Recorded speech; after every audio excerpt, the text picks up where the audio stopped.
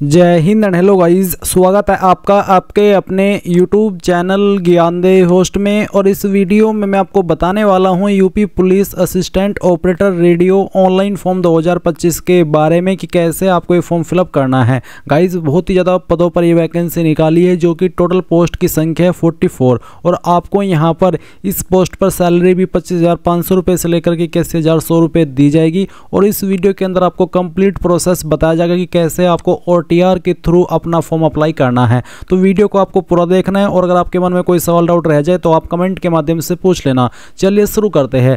अगर आपने अभी तक वीडियो को लाइक शेयर नहीं किया हो तो कर दे और चैनल को सब्सक्राइब करके बेल आइकन ऑन कर ले। फिर जो लिंक वीडियो को डिस्क्रिप्शन में दिया है आप ओपन करेंगे, आपको जानने को मिलेगा कि ये भर्ती भारी संख्या में निकाली है, जो कि 44 है। और ये जो मैं भारी संख्या बोल रहा हूँ ये मैं थोड़ा सरकाज़म में बोल रहा हूँ, तो आप ऑफेंड मत होइएगा। और गाइज यहाँ पर 12वीं पास कैंडिडेट अप्लाई कर सकते हैं। एज लिमिट 18 से 22 साल के बीच रखी गई है। फीस जनरल OBC EWS के लिए 500 और SC/ST के लिए 400 है। फॉर्म आप लोग 3 दिसंबर से लेकर के 2 जनवरी 2026 तक भर पाएंगे। किस कैटेगरी में कितनी वैकेंसी हो आप देख सकते हैं। फिर यहाँ पर आपको एज लिमिट की जानकारी जानने को मिलेगी कि एज आपकी 1 जुलाई 2025 तक काउंट की जाएगी। फिजिकल स्टैंडर्ड क्या रहेगा मेल के लिए और फीमेल के लिए, और किस कैटेगरी में कितना वो भी आप चेक कर सकते हैं। आपका एग्जाम पैटर्न सिलेबस क्या रहेगा वो भी आप यहाँ पर देखेंगे। एंड आप ऑफिशियल नोटिफिकेशन PDF के ऊपर क्लिक करके इस नोटिफिकेशन से, जो कि हिंदी के अंदर है, यहाँ से भी सभी की सभी जानकारी डबल चेक कर सकते हैं। आपको पूरी की पूरी जानकारी हिंदी लैंग्वेज के अंदर आपको यहाँ पर बहुत ही अच्छे से दी गई है। और इसमें यहाँ पर शैक्षिक अर्हता जो आपकी है उसमें 12वीं की योग्यता मांगी है। अगर आप 12वीं पास नहीं है और आपके पास डिप्लोमा है 10वीं के बाद में, तो भी आप यहाँ पर अप्लाई कर पाएंगे। और आपको टिप्पणी में बोला है कि आवेदन की अंतिम तिथि तक अभ्यर्थी को अपेक्षित शैक्षिक अर्हता अवश्य धारित करनी चाहिए तथा उसकी अंक तालिका अथवा प्रमाण पत्र उसके पास उपलब्ध होने चाहिए। अपेक्षित शैक्षिक अर्हता हेतु परीक्षा में सम्मिलित हुए अपीयर्ड अथवा सम्मिलित होने वाले अपीयरिंग अभ्यर्थी पात्र नहीं होंगे। यानी कि गाइज जो जिन कैंडिडेट की क्वालिफिकेशन फाइनल है, जिनके पास में उनके अंक तालिका और उनका सर्टिफिकेट अवेलेबल है, वही इसमें अप्लाई कर सकते हैं। जो अभी अपीयर्ड है या फिर अपीयरिंग है वो अप्लाई करने के लिए एलिजिबल नहीं है। तो डबल इन्फॉर्मेशन यहाँ से चेक करने के बाद अगर आप इसमें इंटरेस्टेड है तो आप इंपॉर्टेंट लिंक के सेक्शन में आएंगे और अप्लाई ऑनलाइन लिंक ओपन करेंगे। इसके बाद आपके सामने यहाँ पर ये ऑफिशियल वेबसाइट आ जाएगी जहाँ से आपको अप्लाई करना है। अगर आपने इस वेबसाइट के ऊपर पहले ही OTR कर लिया था जब ये लॉन्च हुई थी, तो आपको यहाँ पर लॉगिन विद अकाउंट इसके ऊपर क्लिक करके आपका रजिस्टर्ड नंबर या ईमेल एड्रेस डालना है, अपना पासवर्ड डालना है जो आपने उस वक्त बनाया था और लॉगिन कर लेना है। पासवर्ड अगर आप भूल चुके हैं तो फॉरगॉट पासवर्ड पर क्लिक करना, रजिस्टर्ड नंबर या ईमेल एड्रेस डालना, डेट ऑफ बर्थ सेलेक्ट कर लेना और फिर प्रोसीड के ऊपर क्लिक करना। देन आपको यहाँ पर मैसेज के माध्यम से आपका न्यू पासवर्ड सेंड किया जाएगा, जिसके इस्तेमाल करते हुए आप लॉगिन हो जाएंगे। अगर इस वाले माध्यम से लॉगिन होने में कोई प्रॉब्लम फेस कर रहे हैं तो आप यहाँ पर लॉगिन विद आधार ID इसके ऊपर क्लिक करके आपका जो फ़ोन नंबर आधार के साथ में लिंक है वो डालना होगा। फिर जनरेट आधार OTP करना होगा। आपके नंबर पर एक OTP जाएगा जो आप यहाँ पर डाल करके जैसे इसके ऊपर टिक करेंगे और लॉगिन करेंगे तो आप लॉगिन हो जाएंगे। गाइज ये तो मैंने जानकारी उन कैंडिडेट के लिए दी जो कि पहले से रजिस्टर्ड है। बट अगर आप फ्रेशर है, आपने इस वेबसाइट का इस्तेमाल करके कोई फॉर्म नहीं भरा, पहली बार इस वेबसाइट का इस्तेमाल करके कोई फॉर्म भरने वाले हैं, तो पहले आपको इसमें OTR यानी कि 1 टाइम रजिस्ट्रेशन करना होगा। इसके लिए आप यहाँ पर रजिस्टर हियर इसके ऊपर क्लिक करेंगे। देन आपके सामने कुछ ऐसा इंटरफेस आएगा। अब आप यहाँ पर आपकी वो ईमेल एड्रेस डालिए जो आप रजिस्टर करना चाहते हैं और अपना नंबर भी डाल दीजिए जो कि आपको यहाँ पर रजिस्टर करना है। देन आप जनरेट ईमेल OTP और जनरेट मोबाइल OTP के ऊपर क्लिक करेंगे। आपको यहाँ पर जैसे ही OTP मिल जाए, गाइज OTP आने में कई बार प्रॉब्लम भी हो जाती है, तो आपको ईमेल में आपका स्पैम फोल्डर या फिर ट्रैश फोल्डर जो होता है वो चेक कर लेना। कई बार इनबॉक्स में OTP नहीं आता ईमेल पर, स्पैम में आता है, तो वो आपको चेक करना है। और जैसे ही OTP आपको यहाँ पर मिल जाए तो दोनों OTP डालने के बाद में आप यहाँ पर वेरीफाई एंड प्रोसीड इसके ऊपर क्लिक करेंगे। गाइज जैसे ही आपका OTP वेरिफिकेशन सक्सेसफुल हो जाए तो आप यहाँ पर सत्यापन का पेज देखेंगे जहाँ पर आपको बोला है कि I confirm that I have completed 18 years of age. तो आप इसके ऊपर टिक कर देना। इसके ऊपर टिक करने के बाद आप नीचे की तरफ आएंगे और यहाँ पर आपके सामने 2 ऑप्शन है, एक है वेरीफाई थ्रू आधार और दूसरा है वेरीफाई थ्रू डिजिलॉकर, या फिर तीसरा है I am not currently registered with Aadhaar और डिजिलॉकर। तो यहाँ पर तीसरा ऑप्शन तभी सेलेक्ट कीजिएगा तब आप रजिस्टर्ड ना हो। बट ये गाइज आपको आधार के थ्रू वेरिफिकेशन करना या फिर डिजिलॉकर के माध्यम से वेरिफिकेशन करना काफ़ी ज़रूरी हो जाता है, क्योंकि आपकी इन्फॉर्मेशन डॉक्यूमेंट वेरिफिकेशन के टाइप यहीं से फैच की जाती है और यहीं से वेरीफाई की जाती है। इसलिए आप इनमें से कोई एक माध्यम का सिलेक्ट कीजिए। अगर आप मान लीजिए आधार का कर रहे हैं तो आपको वेरिफिकेशन थ्रू आधार इसके ऊपर टिक करना है। एंड देन यहाँ पर आप आपका जो आधार नंबर है वो डालेंगे डालेंगे या फिर आपकी जो वर्चुअल आईडी है वो डालेंगे। कोई एक चीज़ आपको यहाँ पर डालनी है और जनरेट आधार ओटीपी इसके ऊपर क्लिक करना है। देन गाइज जो नंबर आपका आधार कार्ड के साथ में लिंक है उसके ऊपर एक ओटीपी जाएगा जो कि आप यहाँ पर डालेंगे और वेरीफाई एंड प्रोसीड इसके ऊपर क्लिक करेंगे। अब आप यहाँ पर देखेंगे आधार सत्यापन हो चुका है। तो आपने यहाँ पर आधार सत्यापन अगर किया है आधार के माध्यम से तो आपकी इन्फॉर्मेशन इस तरह से आ जाएगी जिसमें कि आपका जो आधार कार्ड के अकॉर्डिंग नाम है वो देखने को मिलेगा, आपकी डेट ऑफ बर्थ और आपका जेंडर। इसके अलावा आप यहाँ पर कुछ अन्य जानकारी भरेंगे। अब मैं यहाँ पर थोड़ी सी बात उन कैंडिडेट के लिए भी कर लेता हूँ जो कि आधार के साथ में सत्यापन न करके डिजिलॉकर के माध्यम से सत्यापन कर रहे हैं, तो उनके सामने किस तरह का इंटरफेस आएगा। इसके लिए गाइज मैं यहाँ पर जो यूपी पुलिस ने डेमो वीडियो डाली है आपके OTR रजिस्ट्रेशन की उसका इस्तेमाल कर रहा हूँ, और वो इसलिए क्योंकि मैं बार बार सेम इन्फॉर्मेशन का इस्तेमाल करके जो रजिस्ट्रेशन है OTR है वो नहीं कर सकता, इसलिए मैं इस वीडियो से आपको एक्सप्लेन कर रहा हूँ। तो जैसे ही आपका OTP वेरिफिकेशन होता है उसके बाद आपके सामने 3 विकल्प आते हैं, जिसमें से अभी मैंने आपको अगर आप आधार के माध्यम से वेरिफिकेशन कर रहे हैं उसका इस्तेमाल करके दिखाया कि कैसे आपको करना है। बट गाइज अगर आप इन दोनों में से आधार में से डिजिलॉकर में से किसी का भी इस्तेमाल नहीं करते तो आप तीसरे जो लाइन है ब्लू वाली इसके ऊपर क्लिक करते हैं, और इसके ऊपर क्लिक करने के बाद आपको यहाँ पर इस तरह का इंटरफेस देखने को मिलता है जहाँ पर आपको वेरिफिकेशन करना होता है या तो पैन के माध्यम से या फिर ड्राइविंग लाइसेंस के माध्यम से या फिर पासपोर्ट के माध्यम से। तो कोई एक आईडी इनमें से आपके पास होनी ही चाहिए अगर आप ना तो डिजिलॉकर के माध्यम से सत्यापन कर रहे हैं और ना ही आधार के माध्यम से। तो जो भी आप यहाँ पर आईडी सेलेक्ट कर रहे हैं उसके बाद में आप उस डिटेल्स को भरेंगे, यानी कि उसका नंबर डालेंगे और अपना सत्यापन कर देंगे। और गाइज अगर आप यहाँ पर डिजिलॉकर के माध्यम से सत्यापन कर रहे हैं तो आपको ये जो ग्रीन लाइन है इसके ऊपर क्लिक करना होगा। इसके ऊपर क्लिक करने के बाद आपको यहाँ पर आपका आधार नंबर डालना है, और आधार नंबर डालने के बाद आप ये कैप्चा कोड फिल करेंगे। कैप्चा कोड फिल करने के बाद आप नेक्स्ट के ऊपर क्लिक करेंगे।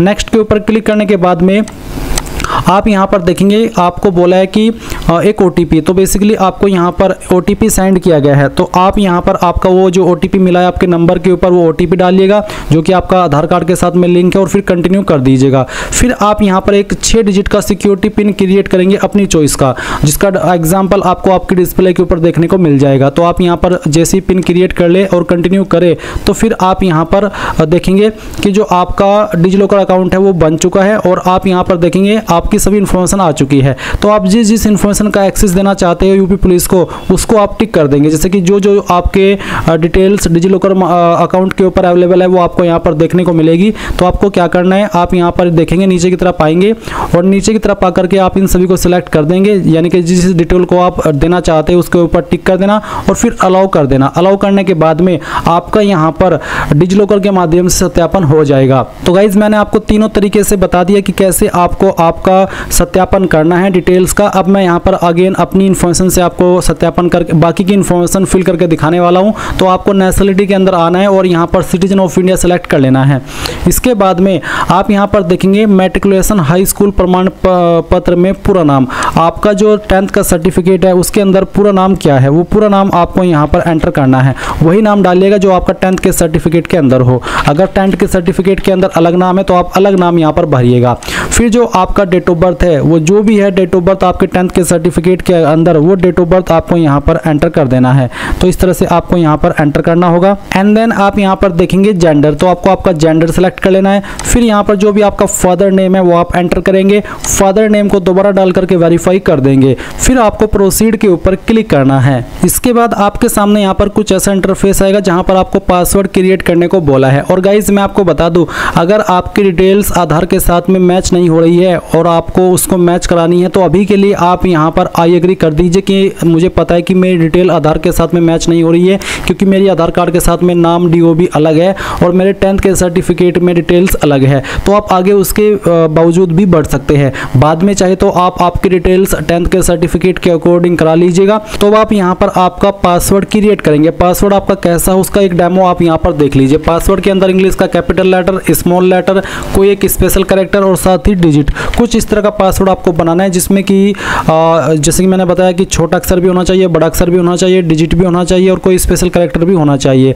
पासवर्ड की लेंथ आपकी 8 से 16 कैरेक्टर के बीच में होनी चाहिए। तो जो भी पासवर्ड आपने यहाँ पर बनाया दिए गए इंस्ट्रक्शंस के अकॉर्डिंग वो यहाँ पर डालने के बाद कंफर्म पासवर्ड में दोबारा डालेंगे और फिर आई एम नॉट रोबोट के ऊपर क्लिक करके preview and create an account इसके ऊपर क्लिक करेंगे। अब गाइज जो भी आपने इन्फॉर्मेशन अभी भरी है वो सभी इन्फॉर्मेशन आपके सामने है। आप इन सभी जानकारी को डबल चेक कर ले, क्योंकि बाद में आपको एडिट का मौका नहीं मिलेगा, ये क्योंकि ये वो इन्फॉर्मेशन है जो कि आप रजिस्ट्रेशन के समय भरते हैं। तो अब आप यहाँ पर टिक कीजिए और फिर क्रिएट एन अकाउंट इसके ऊपर क्लिक कीजिए। अब आपको यहाँ पर प्रोसीड कर देना है। प्रोसीड करने के बाद देखेंगे यूजर क्रिएटेड सक्सेसफुली। अब आप यहाँ से ओके करेंगे और ओके करने के बाद में आपको यहाँ पर लॉगिन होना है। लॉगिन आप 3 तरीके से हो सकते हैं, एक है लॉगिन विद अकाउंट, दूसरा है लॉगिन विद आधार आईडी और तीसरा है लॉगिन विद डिजी लॉकर। तो जिस भी माध्यम से आपको लॉगिन होना है वही आप सिलेक्ट कर लीजिए। मैंने यहाँ पर लॉगिन विद अकाउंट का ऑप्शन सिलेक्ट किया है, तो मेरे सामने वाला इंटरफेस आया है। आप भी आपकी चॉइस के अकॉर्डिंग जो माध्यम चाहिए वो सिलेक्ट कर सकते हैं लॉगिन होने के लिए। तो अगर आप यही वाला माध्यम सिलेक्ट कर रहे हैं तो आपको आपका रजिस्टर्ड नंबर या ईमेल एड्रेस डालना है और फिर जो पासवर्ड आपने अपनी मर्जी से भी बनाया क्रिएट अकाउंट करते समय वो पासवर्ड आप डालेंगे। फिर आप आई एम नॉट रोबोट के ऊपर क्लिक करेंगे और लॉगिन के ऊपर क्लिक करेंगे। इसके बाद गाइज आप सिलेक्ट करेंगे कि आप किसके ऊपर ओटीपी चाहते हैं लॉगिन होने के लिए, ईमेल या फिर नंबर। तो मैंने यहाँ पर नंबर सेलेक्ट किया, उसके बाद में उसी के ऊपर आपको ओटीपी सेंड किया जाएगा। वो ओटीपी आप यहाँ पर डालिए और लॉगिन के ऊपर क्लिक कीजिए। अब गाइज आपके सामने कुछ ऐसा इंटरफेस आएगा। यहाँ पर आपको ऑनलाइन एप्लीकेशन के सेक्शन पर क्लिक करना है और आपको यहाँ पर जो करंटली वैकेंसी एक्टिव हो देखने को मिल जाएगी। तो आपको यहाँ पर अप्लाई करना है असिस्टेंट ऑपरेटर की पोस्ट पर। तो आप यहाँ पर इसको टिक कर देंगे और अप्लाई के ऊपर क्लिक करेंगे। इसके बाद जो इन्फॉर्मेशन आपने ओटीआर करते समय भरी थी वो यहाँ पर आप देखेंगे और अभी आपको यहाँ पर मदर नेम के अंदर जो आपकी माताजी का नाम है वो एंटर कर देना है। ये एंटर करने के बाद आप यहाँ पर नीचे की तरफ स्क्रॉल करेंगे और यहाँ पर आपको मैरिटल स्टेटस बताना होगा कि आप अनमैरिड है, मैरिड है, डाइवोर्स्ड है, विडोवर है। जो भी स्टेटस है आपका वो आप सिलेक्ट कर लेना। उसके बाद में पूछे कि क्या आप उत्तर प्रदेश के मूल निवासी है। अगर आप यूपी के निवासी है तो यस करेंगे, नहीं है तो आप नो करेंगे।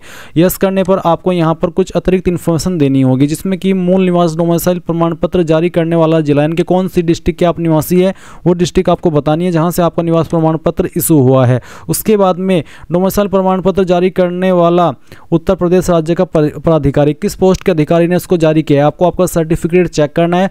उसमें जहाँ पर मोहर लगी हुई होती है वहीं पर सक्षम अधिकारी के बाद में लिखा होता है उस पोस्ट का नाम जिस पोस्ट के अधिकारी ने उसको जारी किया है। ये certificate generally ADM, city magistrate, DM, SDM और तहसीलदार के द्वारा जारी होता है। तो आपको आपका सर्टिफिकेट चेक करना है और वहाँ पर जिस भी पोस्ट का नाम लिखा है वही सिलेक्ट कर लेनी है। उसके बाद में किस डेट में ये जारी हुआ है वो डेट आप यहाँ पर सिलेक्ट कर लेंगे। उसके बाद में आप यहाँ पर डोमिसाइल सर्टिफिकेट एप्लीकेशन नंबर डालेंगे और सीरियल नंबर डालेंगे। आपको आपके सर्टिफिकेट के ऊपर लेफ्ट साइड में ऊपर की तरफ आपका जो डोमिसाइल सर्टिफिकेट एप्लीकेशन नंबर है वो भी देखने को मिलेगा और डोमिसाइल सर्टिफिकेट सीरियल नंबर भी देखने को मिल जाएगा। तो एप्लीकेशन नंबर यानी कि आवेदन क्रमांक, सीरियल नंबर यानी कि प्रमाण पत्र क्रमांक वो आपको डाल देना है। उसके बाद आप देखेंगे कास्ट कैटेगरी। तो अगर आप अनरिजर्व्ड है आपके सामने कोई अतिरिक्त ऑप्शन नहीं आएगा, बट अगर आपकी कैटेगरी SC ST OBC है तो आपको यहाँ पर एक अतिरिक्त ऑप्शन देखने को मिलेंगे, जो कि है जहाँ पर आपको ये बताना है कि कौन सी डिस्ट्रिक्ट से आपका जो सर्टिफिकेट है कास्ट का वो जारी हुआ है, वो डिस्ट्रिक्ट आपको यहाँ पर बतानी होगी। साथ ही साथ आप बताएंगे कि कौन सी पोस्ट के अधिकारी ने आपका कास्ट सर्टिफिकेट जारी किया है, किस डेट में आपका सर्टिफिकेट जारी हुआ है और फिर उसका जो एप्लीकेशन नंबर है वो देना है और उसका जो सीरियल नंबर है वो भी आप यहाँ पर फिल करेंगे। फिर आप यहाँ पर नीचे देखेंगे एड्रेस की जानकारी। तो एक तरफ है कोरस्पोंडेंस एड्रेस यानी कि प्रेजेंट एड्रेस और दूसरी तरफ है परमानेंट एड्रेस। तो आप यहाँ पर जो आपका प्रेजेंट एड्रेस है वो भरेंगे, पहले स्टेट सेलेक्ट कर लेंगे, फिर आपकी जो भी डिस्ट्रिक्ट है वो डिस्ट्रिक्ट आपको सेलेक्ट कर लेनी है। उसके बाद आपको यहाँ पर आपका कंप्लीट एड्रेस फिल करना है। फिर आपके पुलिस स्टेशन का नाम देना है जो कि नज़दीकी पुलिस स्टेशन हो आपका, और आपका जो पिन कोड है वो भी आपको यहाँ पर डाल देना है। अब एक लाइन भी नीचे है कि क्या आपका प्रेजेंट एड्रेस और परमानेंट एड्रेस सेम है। अगर आपका प्रेजेंट एड्रेस और परमानेंट एड्रेस सेम है तो आप इसको टिक कर देना, अगर अलग अलग है तो अनटिक करके अलग से अपना परमानेंट एड्रेस भर देना। फिर पूछा कि आपकी होम स्टेट, तो कौन सी स्टेट के आप निवासी है वो होम स्टेट आपको सेलेक्ट करनी होगी और आपकी जो होम डिस्ट्रिक्ट है वो भी आपको यहाँ पर सेलेक्ट कर लेनी है। इसके बाद आप सेव करेंगे और नेक्स्ट के ऊपर क्लिक कर देंगे। इसके बाद आपके सामने यहाँ पर ये वाला इंटरफेस आएगा जहाँ पर कुछ सवालों के आंसर करने हैं। जैसे कि पहला सवाल है कि क्या आप स्वतंत्रता संग्राम सेनानी के आश्रित यानी कि DFF है, अगर है तो यस, नहीं तो आप नो कर देंगे।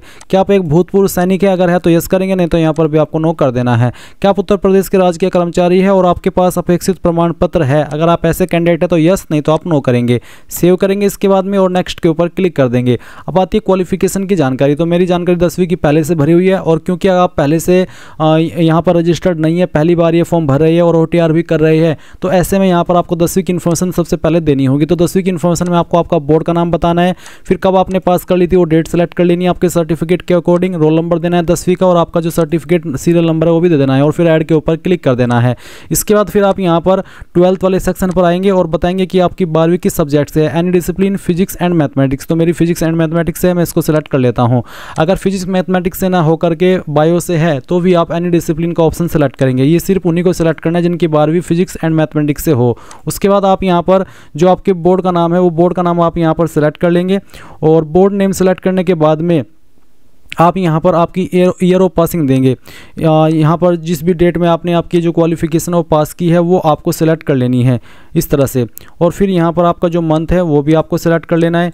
और उसके बाद में आप देखेंगे रोल नंबर, तो आपको यहाँ पर 12वीं का रोल नंबर एंटर कर देना है, और इसके बाद में आप देखेंगे आपका सर्टिफिकेट सीरियल नंबर 12वीं का वो आप यहाँ पर डाल देंगे। और फिर यहाँ पर मैं घोषणा करती हूँ कि मेरी 12वीं कक्षा के पाठ्यक्रम में गणित और भौतिक विषय सम्मिलित थे, तो आप इसके ऊपर टिक करेंगे और ऐड के ऊपर क्लिक करके इसको ऐड कर देंगे। अब आपकी जानकारी ऐड हो चुकी है, अब आप यहाँ पर नेक्स्ट के ऊपर क्लिक करेंगे। इसके बाद आपको यहाँ पर इसमें कुछ डॉक्यूमेंट अपलोड करने हैं, जैसे कि कास्ट सर्टिफिकेट है, डोमिसाइल सर्टिफिकेट है, 10th का सर्टिफिकेट है, और 10th का मार्कशीट है, 12वीं का सर्टिफिकेट, 12वीं की मार्कशीट। अगर आपका 10th का सर्टिफिकेट और 12वीं का सर्टिफिकेट एंड मार्कशीट अलग अलग है तो अलग अलग अपलोड कर दे, बट अगर आपका सर्टिफिकेट और मार्कशीट एक ही है तो दोनों में आप सेम फाइल अपलोड करेंगे, और इनका फॉर्मेट आपको PDF का रखना है। तो अगर आपकी इमेज के अंदर आप उसको PDF में कैसे बनाएंगे ये भी जान ले। गूगल के अंदर आना और सर्च करना image to PDF, image to PDF। ये सर्च करने के बाद पहली वेबसाइट जो आएगी इसको ओपन कर लेना, फिर सेलेक्ट JPG इमेजेस इसके ऊपर क्लिक करना, और जहां पर भी आपका 10th का सर्टिफिकेट है उसको आप यहां पर सेलेक्ट कर लेंगे। मैं डेमो के लिए आपको यहां पर ये फाइल कन्वर्ट करके दिखा रहा हूं। ओपन करेंगे, कन्वर्ट टू PDF के ऊपर क्लिक करेंगे, एक क्लिक के अंदर आपकी ये फाइल PDF में कन्वर्ट हो जाएगी, और एक क्लिक के अंदर ये आपकी फाइल आपके कंप्यूटर या मोबाइल के अंदर डाउनलोड हो जाएगी। फिर आप यहां पर अपलोड इसके सेक्शन पर क्लिक करेंगे, साइज 1 MB से कम हो, ब्राउज के ऊपर क्लिक करेंगे, और जहां पर भी आपकी फाइल है उसको सिलेक्ट करेंगे, यहाँ पर सेव कर देंगे। सेव करने के बाद में आपकी ये फाइल यहाँ पर अपलोड हो जाएगी। इसी प्रकार से आप यहाँ पर डोमिसाइल सर्टिफिकेट अपलोड करेंगे। पहले आपने कास्ट सर्टिफिकेट अपलोड करना है, फिर डोमिसाइल, फिर 10th का सर्टिफिकेट, फिर 10th की मार्कशीट। जैसे कि मैंने अभी आपको बताया कि अगर सर्टिफिकेट और मार्कशीट एक ही है तो दोनों में आपको सेम फाइल अपलोड करनी है, और फिर 12वीं का सर्टिफिकेट और 12वीं की मार्कशीट। उसके बाद आप यहाँ पर आपका जो फोटो है वो अपलोड करेंगे। और गाइज फोटो अपलोड करते समय आपको यहाँ पर सैंपल ऑफ फ्यू रिजेक्टेबल फोटोज इसके ऊपर क्लिक करके देख लेना कि किस तरह का फोटो एक्सेप्ट होगा और किस तरह का रिजेक्ट होगा। सिंपल फोटो इस तरह से जो यहाँ पर आपको दिया गया है यही एक्सेप्ट होगा, बाकी किसी भी तरह के फोटो एक्सेप्ट नहीं होंगे। अब आप नीचे की तरफ आएंगे और कैप्चर लाइव इमेज इसके ऊपर क्लिक करेंगे, और जो आपका लाइव फोटो है उसको कैप्चर करेंगे। ये आप अपने मोबाइल से भी कर सकते हैं और अपने कंप्यूटर से भी कर सकते हैं। आपको यहाँ पर ये बोला कि कृपया अपने चेहरे को फ्रेम के भीतर रखें, और आपको पलक झपकानी है। अगर पलक झपकाने से फोटो कैप्चर नहीं होता तो आप कैप्चर के ऊपर क्लिक करके या फिर टच करके अपना फोटो कैप्चर कर लीजिए। फोटो कैप्चर हो जाने के बाद में आप यहाँ पर नीचे आपका सिग्नेचर अपलोड करेंगे। इसका साइज आपका 5 से 20 KB के बीच में रहना चाहिए। तो आप ब्राउज के ऊपर क्लिक कीजिए, और जहाँ पर भी आपकी फोटो फाइल है सिग्नेचर की वो आपको यहाँ पर सेलेक्ट कर लेनी है। तो फाइल आप यहाँ पर सेलेक्ट करेंगे, इसको ओपन करेंगे, और फिर यहाँ पर अगर आपको इसको जूम इन या जूम आउट करना है वो कर लेना है, और फिर यहाँ पर टिक करके इसको अपलोड कर देना है। और गाइज जैसे ही आपका यहाँ पर सिग्नेचर अपलोड हो जाए तो इस तरह से आ जाएगा। और अब आप यहाँ पर सेव के ऊपर क्लिक करेंगे और उसके बाद में नेक्स्ट के ऊपर क्लिक कर देंगे। अब आपको यहाँ पर बोला है कि आपने जो पद चुना है उसके लिए आप पात्र नहीं है, कृपया पात्रता मानदंड आपकी शैक्षिक योग्यता आयु में छूट की पात्रता की जांच करें। गाइज जो मेरी इसमें क्वालिफिकेशन मैंने भरी वो तो ठीक है, बट जो मेरी एज है उसके अकॉर्डिंग मैं अप्लाई करने के लिए एलिजिबल नहीं हूँ, क्योंकि एज लिमिट अगर आपको नहीं पता तो यहाँ पर बता दूँ कि 18 से 22 साल है, और मेरी एज कम से कम 28-29 है। तो ऐसे में यहाँ पर मैं अप्लाई करने के लिए एज के अकॉर्डिंग एलिजिबल नहीं हूँ। तो अगर आपके सामने ऐसा कुछ आता है तो उसका मतलब है कि आप एलिजिबल नहीं है। तो गाइज मैं आपसे यहाँ पर माफ़ी चाहूँगा कि मैं आपको इसके आगे का प्रोसेस नहीं दिखा पा रहा, क्योंकि जैसे कि मैंने कहा कि मैं एज के अकॉर्डिंग एलिजिबल नहीं हूँ। जो कैंडिडेट एलिजिबल है उनके सामने यहाँ पर प्रेफरेंस एंड प्रीव्यू का ऑप्शन आएगा। आप यहाँ पर इस ऑप्शन में क्या करेंगे, आपको अपने जो इन्फॉर्मेशन भरी है इस फॉर्म के अंदर उसको डबल चेक कर लेना, और डबल चेक करने के बाद आप जैसे ही यहाँ पर इस फॉर्म को सबमिट करेंगे तो आप अपनी जो फॉर्म का फ़ी पेमेंट है वो करेंगे, और फ़ी पेमेंट करते ही आपका फॉर्म फाइनल सबमिट हो जाएगा। जब तक आप फ़ी पेमेंट नहीं करेंगे तब तक आपका फॉर्म फाइनल नहीं माना जाएगा। तो इस तरह से गाइज आप लोग UP police assistant operator online form 2025 भर पाएंगे। आई होप ये प्रोसेस आपको पसंद आया होगा। So thanks for watching. जय हिंद।